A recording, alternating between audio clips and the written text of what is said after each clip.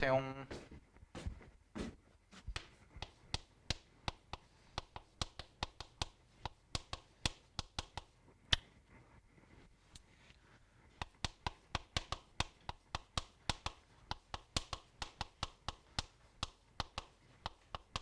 자, 지금 이제 배우는 대단원 자체는 삼각함수 극한입니다. 삼각함수 극한인데 삼각함수 극한의 단원 구조가 어떻게 돼 있나만 간략하게 먼저 살펴보면 첫 번째는 이제 당연히 덧셈 정리라는 걸 우리가 좀 배울 거예요. 그래서 덧셈 정리라는 걸 이용해서 일반각, 좀 특수각을 제외한 나머지 각들을 계산을 하거나 그 다음에 덧셈 정리를 이용해 가지고 좀 탄젠트나 코사인이나 사인 값이 좀 섞여 있을 때, 각도가 이렇게 두 각의 합의 형태로 되어 있을 때 연산 처리를 어떻게 해야 되는지를 우리가 좀 공부를 할 겁니다. 오케이? 근데 이게 약간의 좀 뭐 교육 과정이 바뀌면서의 약간의 폐해라고도 볼 수가 있는데, 작년 수능, 그러니까 가장 최근에 봤던 수능에서 등비급수 극한도형이 나왔어요. 올해 거 풀어봤니? 안 풀어봤죠? 네. 자, 괜찮아요. 안 풀어봐도 돼요. 나중에 풀 거니까. 자, 등비급수 극한이 나왔는데, 등비급수 도형 문제. 우리 막 했던 거 있잖아요. 1-R분의 초항 구해가지고 하는 거. 근데 그게 이제 출제 경향이 어떻게 바뀌었냐면, 이게 원래 문이과 통합이었단 말이야. 그 단원이. 그래서 문과 친구들도 하고 이과 친구들도 하다 보니까 문과 친구들에 사실 맞춰서 낼 수밖에 없어요. 문과가 배우는 것보다 이과가 배우는 게 훨씬 더 많기 때문에 안 배운 거를 수능에 출제를 할 수 없으니까, 그래서 등비급수와 도형 문제가 굉장히 쉬웠단 말이에요. 재작년까지만 해도. 근데 올해 이제 수능에 나왔던 거를 보시면 올해가 개정되고 나서 첫 해죠. 개정된 미적분으로 보고 나서 첫 해인데, 그러다 보니까 이과 애들만 이제 그 문제를 풀어요. 그러다 보니까 등비급수 도형에서 뭘 냈냐? 올해 수능에 나왔던 게 탄젠트 덧셈 정리로 문제를 풀어야 되는 걸 냈어요. 문제가 아예 바뀌었어요. 아예 바뀐 거야, 그거는. 그래서 이제 더 이상 등비급수와 도형이 쉽게 말하면은 그냥 점수를 쉽게 먹을 수 있는 주제가 아니에요. 조금 어려워졌어요, 난이도가. 좀 상승을 했거든. 이과 전용으로 바뀌면서 그래요. 그래서 덧셈 정리라는 것은 기본적으로 그냥 단순히 연산을 이용해서 쓰는 것보다는 얘는 주로 활용에 많이 사용이 돼요. 활용. 근데 여기서의 활용이 두 가지 정도가 나오거든. 극한도형 활용이 있고, 삼각함수 극한도형 활용이 있고, 그 다음에 등비급수 급수도형 활용이 있거든. 요 두 개에서 좀 많이 쓰이기 때문에 덧셈 정리에 대해서 좀 더 꼼꼼하게 정리를 해두셔야 돼요. 예전보다. 알겠죠? 여러분들이 공부하실 때는 덧셈 정리라는 게 그냥 단순히 연산을 이용하는 도구에 불과했는데, 이제는 난이도 자체가 조금 더 요걸 활용해서 문제를 출제하다 보니까 난이도가 조금 올라갔다라는 거는 이제 최근에 변화된 거, 올해부터 변화된 거고. 자, 그런 다음에 이제 똑같이 극한을 배우는데, 삼각함수의 극한에서는 마찬가지로 지수로금수에서 했던 것처럼 0분의 용골 극한을 주로 배울 겁니다. 0분의 용골 극한을 주로 배울 건데, 당연히 공식 자체는 너무나도 쉬워요. x분의 sin x가 1로 간다. x분의 탄젠트 x가 1로 간다. 이거 이용해서 하는 건데, 마찬가지로 극한 연산에서의 핵심은 모양을 맞추는 것에 초점을 여러분들이 두셔야 됩니다. 모양을 맞춰서 연산할 때 써먹자라는 것까지 두셔야 되고, 마지막으로 배우는 게 이제 세 번째 극한 도형 활용인데, 요거는 이제 다음 주에 주로 다룰 건데, 극한 도형 활용 너무 중요해요. 너무.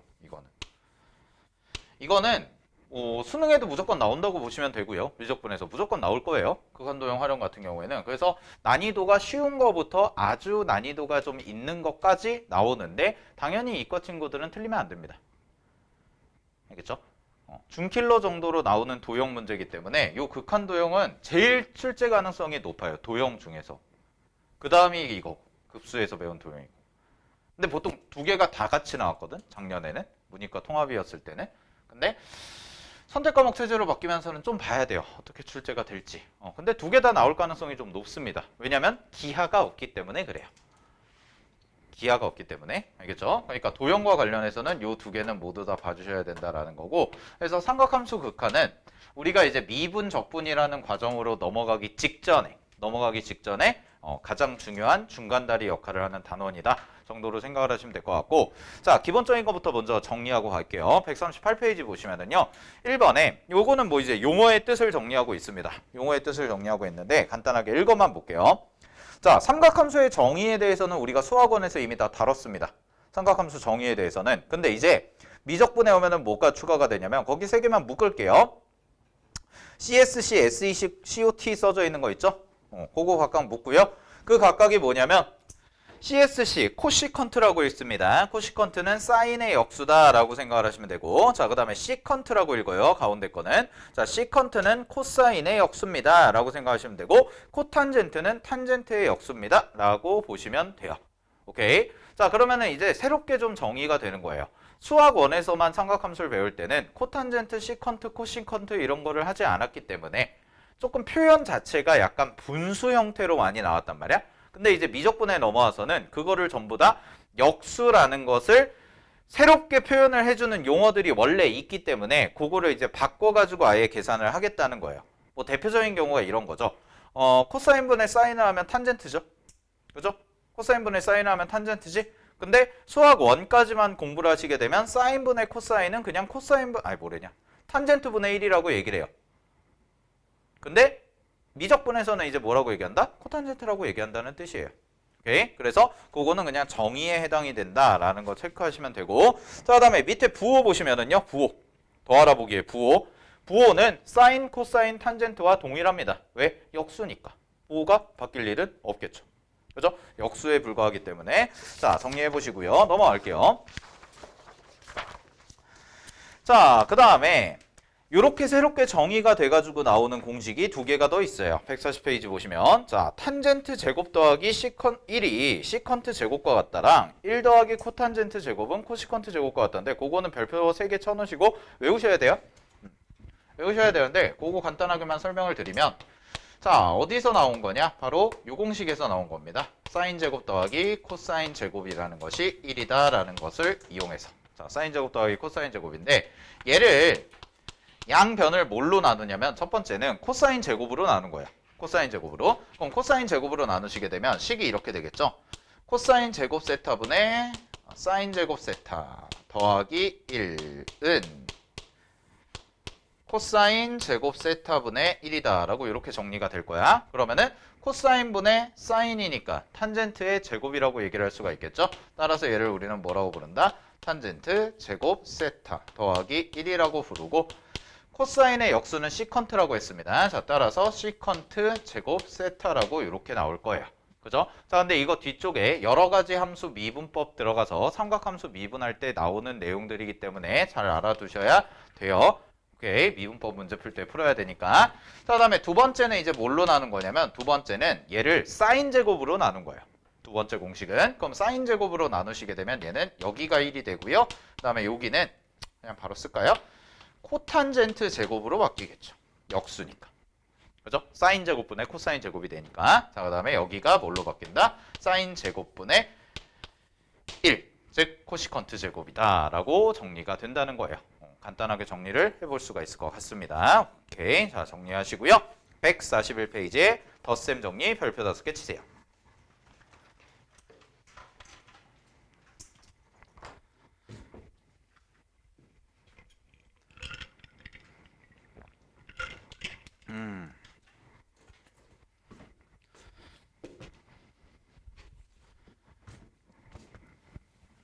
지금 덧셈 정리 처음 보셨거나 아니면은 좀 헷갈리시는 분은 빨리 그거 4개 나와 있죠? 사인 알파 플러스 베타, 사인 알파 마이너스 베타, 그 다음에 코사인 알파 플러스 베타, 코사인 알파 마이너스 베타 나와 있는 거 빨리 눈에 익히세요. 빨리. 증명 한 번만 할 거예요.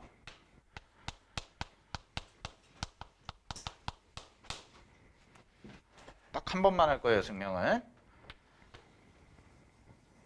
빨리 눈에 익혀.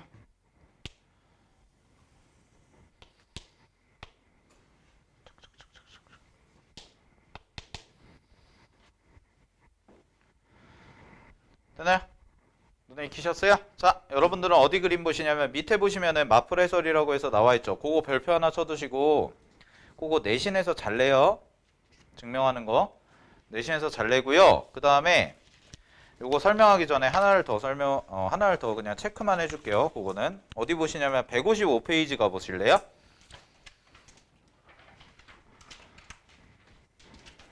155페이지 보시면은 피타고라스를 증명하는 거예요. 그건 직각삼각형으로 증명하는 거거든.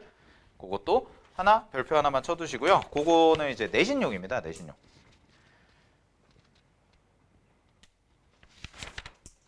내신용. 오케이? 그래서 단위원을 이용해서 증명하는 거, 그 다음에 직각삼각형을 이용해서 증명하는 거, 그 다음에 넓이 이용해서 증명하는 거 있는데 보통은 단위원 갖다가 증명을 많이 해요. 지금 교재에 나와 있는 것처럼 증명을 단위원 갖다가 증명을 많이 하니까 그냥 요것만 좀 기억을 해두시면 될 것 같아요. 오케이? 그 다음에 만약에 필요하면은 직각삼각형 정도까지는 나중에 지금 당장 중요한 건 아니고 나중에 내신할 때 서술형이나 수행평가로 많이 보더라고요. 그러니까 1학기 보통 이제 미적분이 3학년 1학기 때 보니까 보통 일반 학교들에서 수행평가가 정해져 있어요. 중간고사 때는 삼각함수, 덧셈 정리. 그 다음에 기말고사 때의 수행평가는 초월함수 그래프 그리기 랑 부분적분, 치환적분 하는 방법. 뭐 이 정도? 쪽지 시험으로 보는 학교들은 오케이. 정말 답답하다고 그러면 안 되지. 정말 수험생 입장에서, 학생 입장에서 답답한 경우는 초월함수 그릴 때 증간표까지 다 그리라고 하는 학교가 있어서 초월함수 증간표 그려봤어요? 밑으로만 5줄 나와요. 증간표잖아요. 표니까 테이블이 줄이 5개가 나와요. 수투에서는 원래 3줄 나오거든. F-X, Fx, 그 다음에 X 이렇게. 근데 얘는 X, F-X, F2-X, X, 그 다음에 뭐 그림, 증가 5줄이 나와요. 그걸 다 그리라고 하는 학교도 있어요. 오케이. 근데 그거는 이따가 나중에 뒤쪽 가서 보시면 될 것 같고요. 자, 보겠습니다. 메모만 하나 해놓을게요. 어디다가 해놓으시냐면 뭘 해놓으냐면 단위원으로 증명할 때는 기본적으로 회전이동이라는 걸 이용해요. 회전이동이라는 걸 이용하는데 어떻게 가냐. 여기 그림에 맞춰서 해줘야겠다. 알파벳이 맨날 달라서. Q, 그 다음에 P 이렇게 돼 있고 알파, 베타 이렇게 잡죠. 근데 증명에 순서가 있거든. 증명의 순서가 어떻게 증명을 하냐면 사인 알파 마이너스 베타를 먼저 증명을 해요. 그래서 어디에다가 밑줄을 쳐놓냐면 어디다가 형광펜을 해두시냐면 거기 쭉 내려와서 어디야 잠깐만 쭉쭉쭉 와서 코사인 해가지고 쭉 사라졌네. 코사인 알파 마이너스 베타가 먼저 나와요. 4단계에 보시면은 거기 형광펜으로 색칠되어 있네요. 교재 자체. 4단계에서 하나, 둘, 셋, 네 번째 줄 보면은 거기 코사인 알파 마이너스 베타는 코코신신 나오는 거 네모 치세요. 코코신신 나오는 거 네모 치시고 오케이.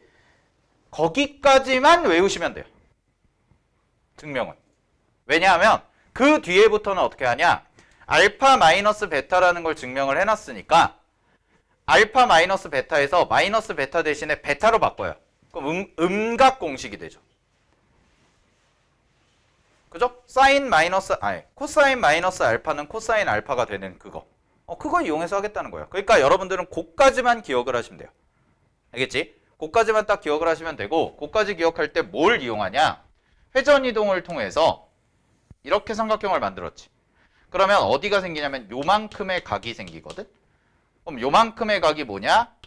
알파 마이너스 베타라고 이렇게 써지죠. 그럼 잘 봐. 여기서부터 여기 요 삼각형에 대해서 뭘 이용하냐면 첫 번째는 점과 점 사이의 거리와 그 다음에 두 번째는 코사인 법칙을 이용해서 PQ를 표현을 해줘요. 그래서 두 개를 서로 같다라고 놓고 증명을 하는 겁니다. 오케이. 자, 이렇게 가겠다는 거야. 잘 봐. PQ라는 것의 길이를 구하는데 코사인 법칙을 먼저 써볼게요. 코사인 법칙을 쓰시면 얘를 반지름 1짜리 원이라고 그냥 편하게 잡을게요. 그러면은 여기가 1이죠. 그지? 그럼 반지름이 1이다 보니까 잘 봐. 1 더하기 1 더하기 2배 빼기 2배. 여기가 1이 되고 코사인 알파 마이너스 베타라고 이렇게 정리가 돼요. 됐습니까? 그게 뭐가 되는 거야? PQ의 제곱이죠. 그죠? PQ의 제곱. 되니? 자, 그런 다음에 볼게요. Q라는 것을 보시면 Q라는 점은 어떻게 점을 잡을 수가 있냐면 베타라는 각이죠? 그죠? 그럼 베타라는 각이니까 얘 같은 경우에는 어떻게 점이 잡히냐? 코사인 베타, 콤마 사인 알파가 되죠. 네? 사인 베타. 그 다음에 P라는 점은 원위의 점표현법 쓰면 어떻게 나오냐면 코사인 알파, 콤마 사인 알파라고 이렇게 나온다. 그러면 이 점에서부터 이 점까지의 거리를 구하세요. 그러면은 이렇게 써지겠네. PQ의 제곱입니다.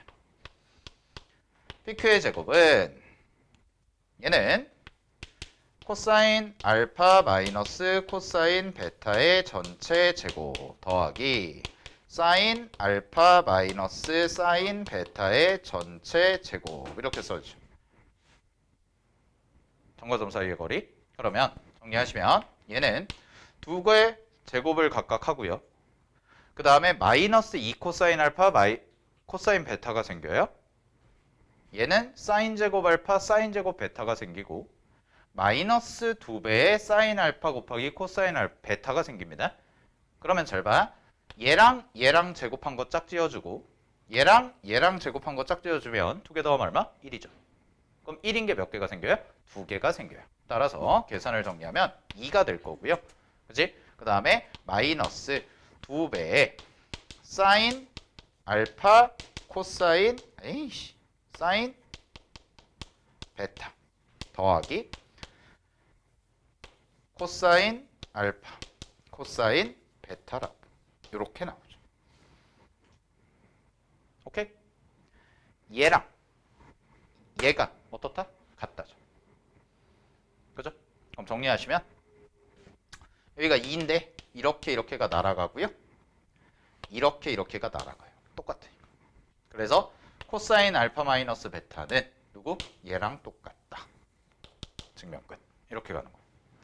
그래서 여기서 계산하실 때는 코사인 법칙 이용해서 식 하나 세워주고 그 다음에 여기서 계산하실 때는 점과 점 사이의 거리 공식해서 하나 세워준 다음에 두 개가 같다라고 놓으시면 이제 결론이 나오겠죠. 여기서의 결론은 코사인 알파 마이너스 베타라는 공식이 사인 알파 곱하기 사인 베타 더하기 코사인 알파 코사인 베타 이렇게. 네? 근데 보통 순서를 이걸 앞으로 당겨놔요. 보통은 코코신신이라고 많이 하죠. 그렇게 하고요. 그런 다음에 이제 여기에서 넘어갈 때 이런 식으로 간다는 거야. 베타 대신에 마이너스 베타를 대입하겠다는 뜻이에요. 그럼 베타 대신에 마이너스 베타를 대입하면 여기가 코사인 알파 플러스 베타가 되죠? 이렇게 바뀌거든? 근데 코사인은 음각, 즉 마이너스를 붙여도 각이 바뀌어요, 안 바뀌어요? 값이 안 바뀌어요. 우함수이기 때문에. 그죠? 그러니까 얘는 그대로 와요. 그대로 와서 코사인 알파, 코사인 베타 이렇게 써질 거고요. 마이너스, 얘는 부호가 바뀌죠. 얘는 부호가 바뀌니까 사인 알파, 사인 베타라고 이렇게 간다는 뜻이에요. 요게 어떤 얘기냐면 그 밑에 봐봐. 4단계에서 4단계에 보시면은 그 디귿이라고 표현된 부분 있죠? 거기까지가 요걸 이용해서 증명한 거고 그거 다음 줄부터는 이제 삼각함수 변환을 이용해서 계산한다라는 겁니다. 오케이. 자, 그다음에 5단계에서 넘어갈 때는 요거 하나만 기억해 두시면 돼요. 이렇게 넘어갈 때는 뭘 대입한다고? 알파 대신에 이제 2분의 파이 마이너스 알파라는 걸 대입하겠다는 얘기예요. 2분의 파이 마이너스 알파. 그러면 어떤 성질을 이용하는 거냐? 이거죠. 사인 2분의 파이 마이너스 알파라고 나오는 요런 애들은 뭐랑 똑같다? 코사인 알파와 같다라는 이 공식. 요거 이용해서 처리하겠다는 뜻입니다. 오케이. 자, 그래서 그 계산은 뭐 생략할게요. 그 계산 생략하시면 사인 덧셈 정리까지가 깔끔하게 증명이 될 거예요. 오케이. 자, 다음 페이지 넘겨보세요. 자, 다음 페이지 넘겨보시면 탄젠트는요. 탄젠트도 별표 5개 치시고 당연히 탄젠트 덧셈 정리. 자, 탄젠트 알파 플러스 베타는 1마탄탄분의 탄그탄이라고 외우시죠 보통? 그지? 자, 그다음에 탄젠트 알파 마이너스 베타는 1뿔 탄탄분의 극탄 얘도 네, 부호 반대로 가는 거. 자, 이렇게 가는 건데 얘가 제일 많이 쓰여요. 도형 문제에서.